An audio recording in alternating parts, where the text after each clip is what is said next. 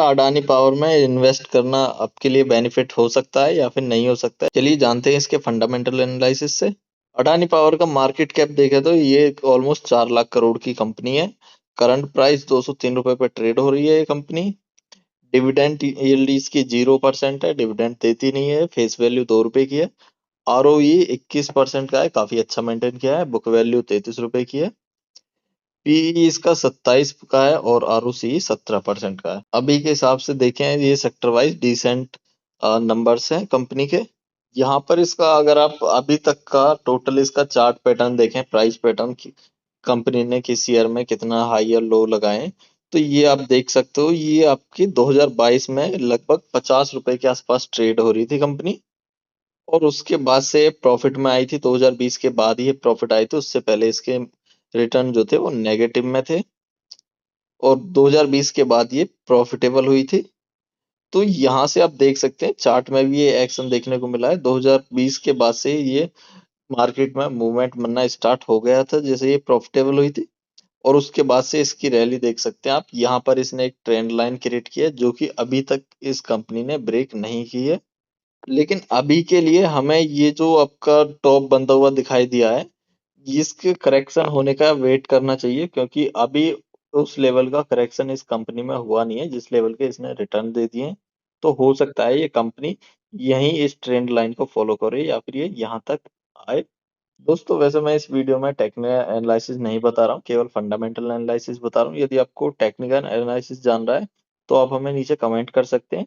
और मैं इस वीडियो में किसी भी शेयर्स की या इस अडानी पावर को बाय या सेल करने की एडवाइस नहीं दे रहा हूँ, केवल आपकी एजुकेशन नॉलेज के लिए इस वीडियो को मैंने बनाया। तो वीडियो में आगे बढ़ते हैं। इसका हम पीयर्स कंपैरिजन देखते हैं, जो कि प्राइवेट सेक्टर में जितने भी पावर कंपनी है उनका एक कंपैरिजन होता है। तो ये सबसे बड़ी कंपनी आप यहाँ पर देख भी सकते हो। इसके बाद टाटा पावर है। यदि हम इनका ROCE देखें इस सभी पूरे प्राइवेट सेक्टर की पावर कंपनीज का, तो ये 12 है ROCE है। और इसका पीई देखे तो ये 27 का इसका पीई है, और जो कि अडानी पावर का भी इतना ही है। तो ऑलमोस्ट ये सेक्टर एवरेज पर ही कंपनी पीई है इसका। तो ये ना ही ज्यादा सस्ती है और ना ही ज्यादा महंगी है। तो ये सेक्टर का एवरेज जो पीई है उसी के बराबर इसका पीई है। इसके क्वार्टर ऑन क्वार्टर रिजल्ट देख सकते हैं। ये सितंबर 2023 में इसने जो सेल्स जनरेट की है वो 12,000 लगभग 13,000 के आसपास सेल्स जनरेट की है, 13,000 करोड़ की। और उसके साथ ही एक्सपेंस इसने 7800 करोड़ का किया है। और अभी के टाइम पे इसने 19,000 के आसपास सेल्स जनरेट की है और 11,000 के एक्सपेंस के साथ में। तो ये आपको यहाँ पर देख सकते हैं ऑपरेटिंग प्रॉफिट। ये आपका देख सकते हैं ये जो सितंबर 23 था इसके कंपैरिजन में ये अभी काफी ठीक ठाक इसने ग्रोथ दिखाई है। ये भी 8,000 करोड़ के आसपास पहुंच गया है। इसका नेट प्रॉफिट देखें दोस्तों, तो ये नेट प्रॉफिट में इसमें सितंबर 23 के कंपैरिजन में इसमें कमी आई है। यहाँ पर देख सकते हो ये आपका 6500 करोड़ के आसपास है, और अभी ये आ चुका है 4,867 करोड़ पर। तो प्रॉफिट में इसके कमी आई है, भले ही ये ऑपरेटिंग प्रॉफिट बड़ा हो। तो इसके कमी आने का कारण क्या है वो आप देख सकते हैं। अदर इनकम जो कंपनी की होती है वो इसकी कम हो गई है, लगभग आधी से भी कम रह गई है दोस्तों। और इसकी डेप्रिसिएशन कॉस्ट जो कि 1167 करोड़ पर आ चुकी है। मेन रीजन ये अदर इनकम है जो कि इसकी कम हो गई है, तो उस वजह से इसका नेट प्रॉफिट कम हो रहा है यहाँ पे। दोस्तों ये देख लेते हैं आप year on year profit loss इस कंपनी ने कितना किया है। ये 2015 से यहाँ से डाटा है इसका। तो इसमें तो इसने सेल्स तो देखो इसने काफी अच्छी जनरेट की है, 18,500 करोड़ की।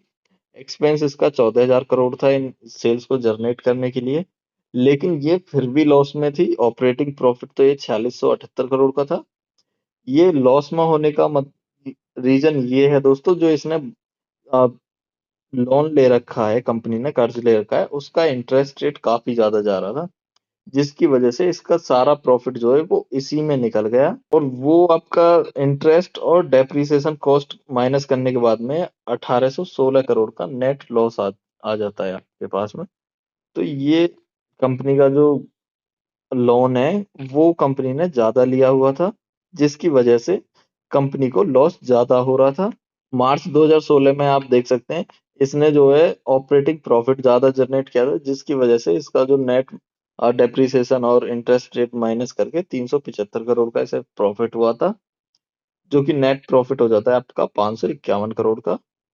इसी तरह से आप देख सकते हो ये मार्च 2020 में भी इसने 2275 करोड़ का लॉस ही किया है नेट प्रॉफिट में, यदि हम बात करें। मार्च 2021 से ये कंपनी प्रॉफिट में आई थी और मार्च 2021 से ही इसके चार्ट में अप मूव इस कंपनी में देखने को मिला था हमें। उसके बाद से दोस्तों इसने सेल्स भी अपनी काफी अच्छी मेंटेन की है। 27,000 हुई थी, फिर 38, 50, 56 और मार्च 26 में 54,000 करोड़ की हैं, जो कि नेट प्रॉफिट यदि हम ऑपरेटिंग प्रॉफिट की बात करें तो वो भी लगभग बढ़ता ही गया है। पहले ये 10,000, फिर 18, 21 और मार्च 26 में थोड़ा डाउन आया है।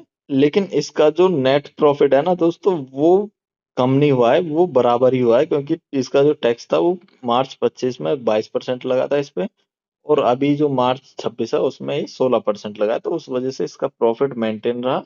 लगभग थोड़ा हमें बढ़ के ही देखने को मिला है। तो कंपनी अभी के लिए तो अच्छा परफॉर्म कर रही है, और ये 2021 से प्रॉफिट में आई है, उससे पहले ये लॉस मेकिंग थी। इसकी बैलेंस शीट की बात करें दोस्तों, तो इसका जो कैश फ्लो है मार्च 25 में, आप इसकी जो इक्विटी कैपिटल है वो 2872 करोड़ की थी, रिजर्व इसके पास 2853 करोड़ का था, और इसका जो कर्ज था जिसकी वजह से माइनस में थी क्योंकि इसको इंटरेस्ट देना पड़ रहा था, वो इससे कहीं ज्यादा था, 44,000 करोड़ का।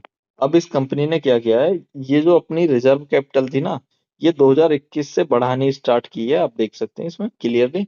अभी ये मार्च 2026 में 61,000 करोड़ की हो चुकी है, जो कि इस कर्जे से ज्यादा हो चुकी है। इक्विटी कैपिटल भी इसकी 3857 करोड़ की है, इसमें कुछ ज्यादा खास चेंज आया नहीं है। इसमें ध्यान देने वाली बात ये है दोस्तों, जब तक ये जो कर्जा है इस 61,000 करोड़ से कम है तब तक कंपनी सेफ है। या तो ये, यदि ये जो कर्ज है इसका लोन है इस पे, यदि ये इसके बराबर हो जाता है इन दोनों के या फिर इससे ज्यादा जाता है, तो आप इस कंपनी से हट सकते हो, क्योंकि ये कंपनी फिर कभी भी माइनस में जा सकती है, क्योंकि इस पे इंटरेस्ट रेट ज्यादा लगने लगेगा।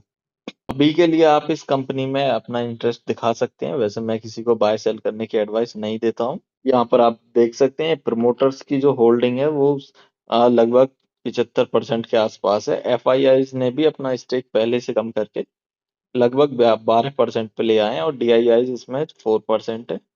चैनल को सब्सक्राइब कर देना दोस्तों, और वीडियो को लाइक कर देना।